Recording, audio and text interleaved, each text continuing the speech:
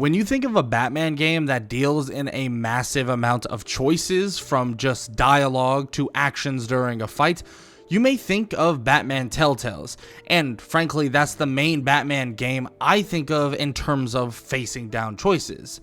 You could even see what choices are being made for various different people or different conversations and so on and so forth.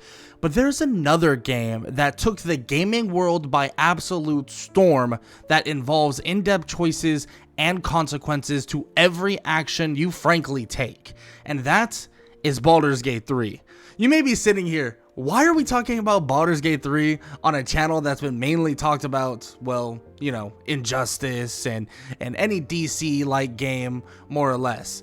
Now, there's a reason for this, and if you haven't seen the title already, it's why a Batman game made by Larian would be absolutely insane, aka the creators of Baldur's Gate 3 has really made the blueprint to making an amazing Batman game. Now, hear me out. I want to talk about what Baldur's Gate 3 is, more or less. It's this strategy turn-based D&D experience, but like I said, imagine if Larian actually made, well, a Baldur's Gate 3 game, but made it, well, involving Batman. So more or less putting it in the world of Batman, or in Gotham. I think that would be absolutely insane. But the real question is, what would this even look like? What would the gameplay even look like? Well, the very obvious first point is giving options on various tasks that would impact on every decision. And that's where the Telltale's game does come into play, because that does have some correlation. We have more or less how people react to you, how they feel about you, and so on. And this would be giving you more or less choices ranging from going left to right to up to down, any choice that you can possibly think of. On top of that, I love the idea of actually giving you the chance of lacking or gaining massive amounts of information. We know that there is a massive detective element in Batman itself, and you basically have to figure out different riddles or different circumstances or different crime scenes to more or less learn what's going on. But imagine if you could actually lack or have exceeded amounts of information in this regard. This would make it very interesting in a Batman game. Now, this is where the build system kind of comes into play. Maybe you have a build that allows Batman to be heavily favored in all investigative encounters, which more or less would include stuff like crime scenes, like I've said before, maybe trying to track down villains. These would be super easy. Maybe even the investigative encounters would lead to him finding the weaknesses or finding the best way to approach certain boss fights and so on and so forth. That's where the more Batman heavy investigative version would 100% benefit. But now we're dealing with maybe a weaker combat version.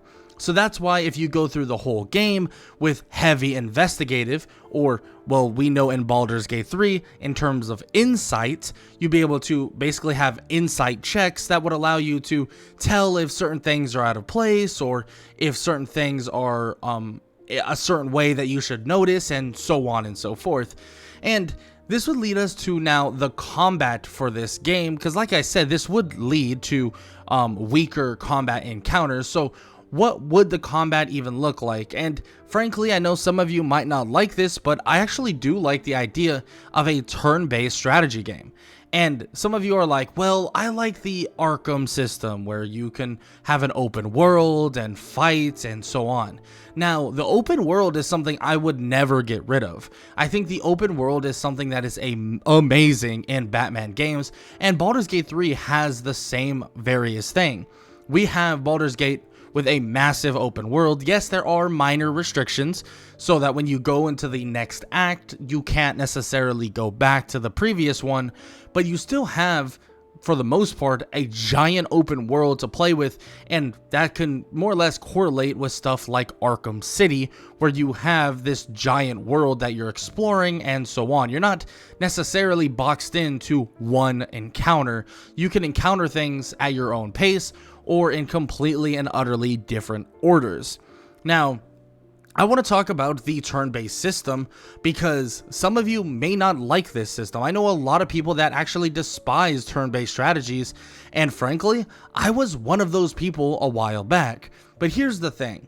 I think a Batman game would be perfect for turn-based strategies, and the reason for this is that Batman involves heavy stealth encounters, and when you have a turn-based system, it would be kind of perfect for slotting in the fight style that a normal Batman character may want to approach. A heavy stealth-orientated fighting style where each turn you have a certain distance you can cover and a certain amount of enemies you can actually kill, and this would involve probably grappling, batarangs, and so on. And also, don't forget, this would be avoiding people's gaze. So if you actually kind of decide that you want to go a certain distance and you don't calculate it properly, or don't think, well, a couple steps ahead like Batman most likely would, you might get caught, well, lacking. You might get caught out in the open where you would lose massive advantage. But when you are immersed in the shadows and nobody knows you're there, you have massive advantage on every single roll. Now, we all know that Baldur's Gate 3 is D&D. So what does that involve? Well, an attribute system. So we can't have our normal Batman game.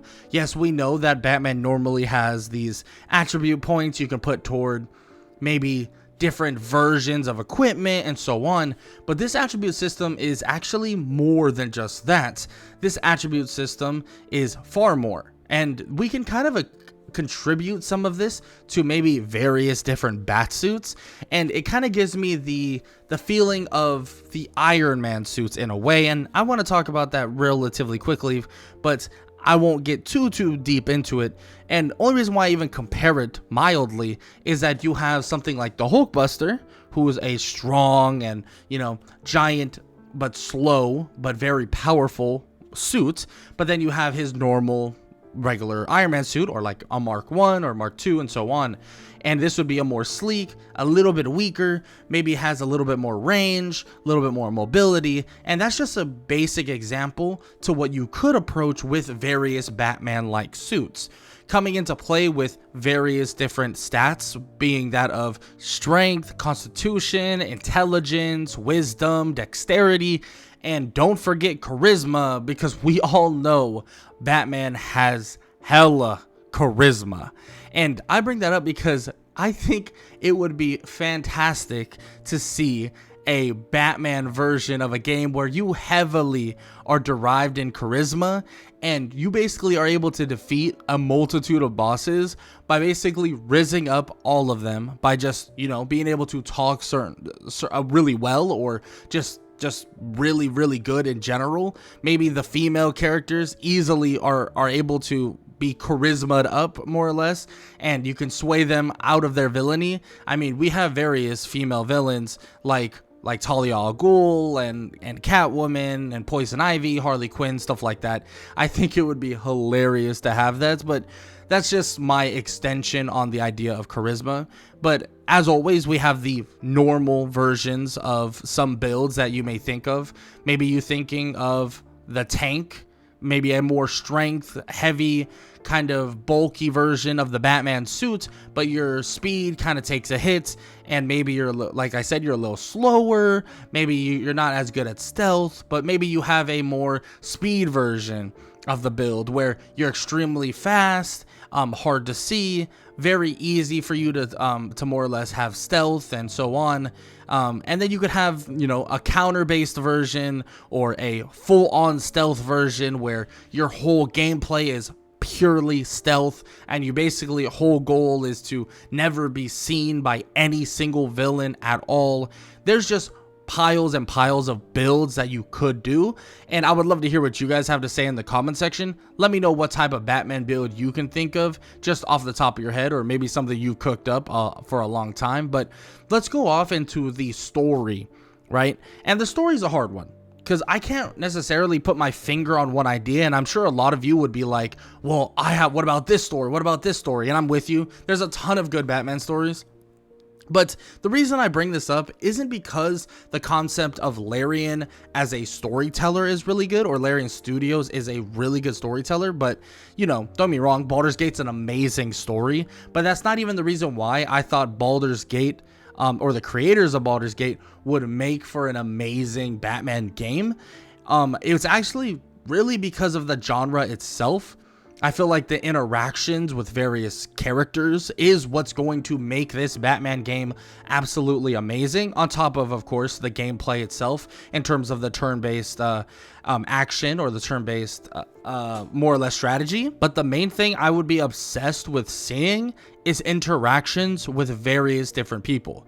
Now let's start with the villains. I would love to see Batman just have flat out different interactions with various villains, from Killer Croc to maybe to Bane to Scarecrow, but have it in a way that is more Telltale's, or actually more specifically more Baldur's Gate 3 like.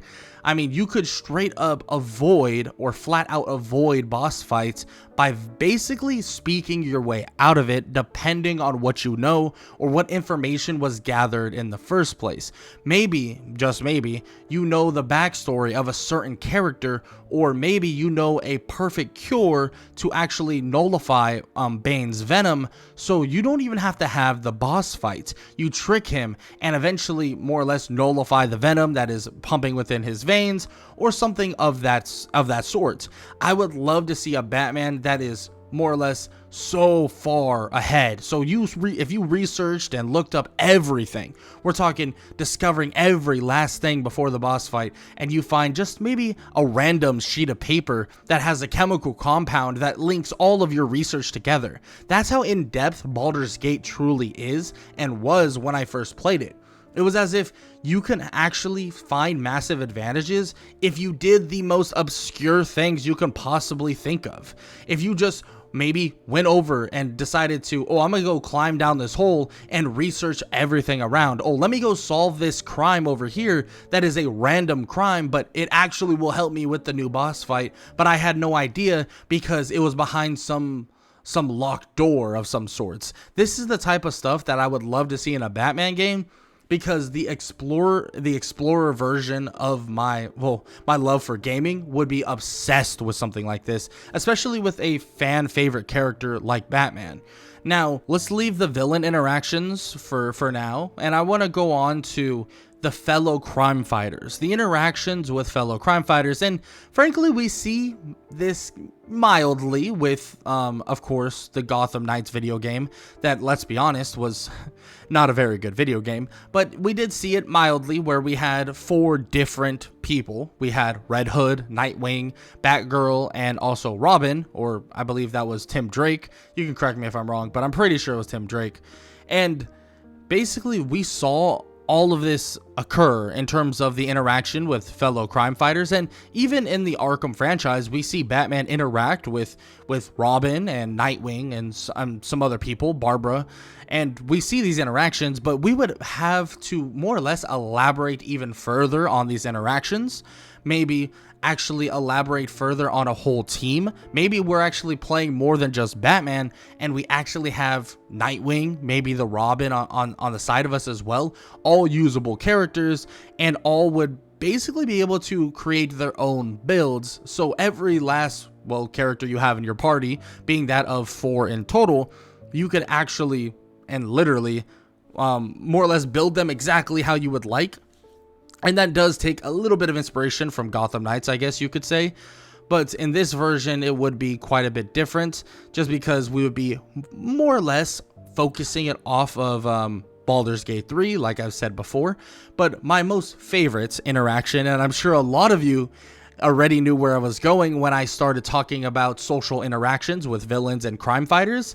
Well, what about interactions with love interests? We know that Batman is practically the king of Riz, and he has so much charisma that he's able to Riz up an Amazonian, Catwoman, the freaking daughter of the head of the snake, Talia al Ghul.